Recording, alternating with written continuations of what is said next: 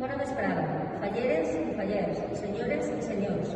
Benvinguts a l'acte d'intercanvi de fotografies entre la Fallera Major de València i les falleres majors de les comissions de la ciutat que en una situació tan complicada com la que estem vivint han donat un pas endavant per a representar a la seva comissió, així com el lliurament de bunyols d'or brillants en fulles de lloret, la més alta distinció que atorga la Junta Central Ferroviària. Comencem l'acte d'intercanvi de fotografies entre la Fallera Major de València i la representant, en este cas, de la falla Calamarza Sengal, del sector La Seu i la Cerea del Mercat. Fallera Mayor, Hortensia Santiago Martínez. Presidente, Manuel Vidal Pons.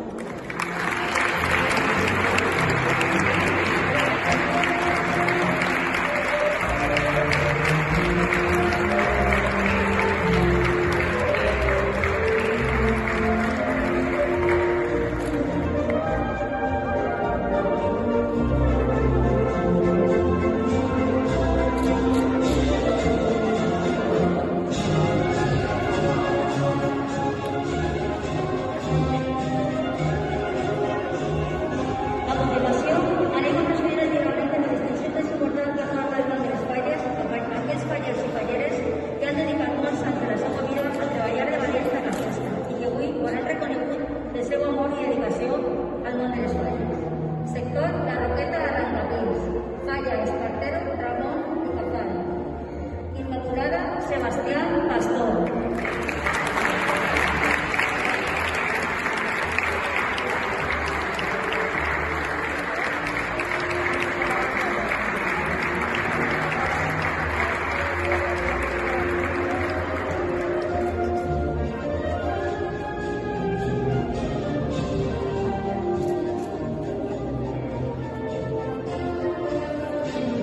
Sector Faidía, falla Villanueva de Castellón, horticultor Nadal.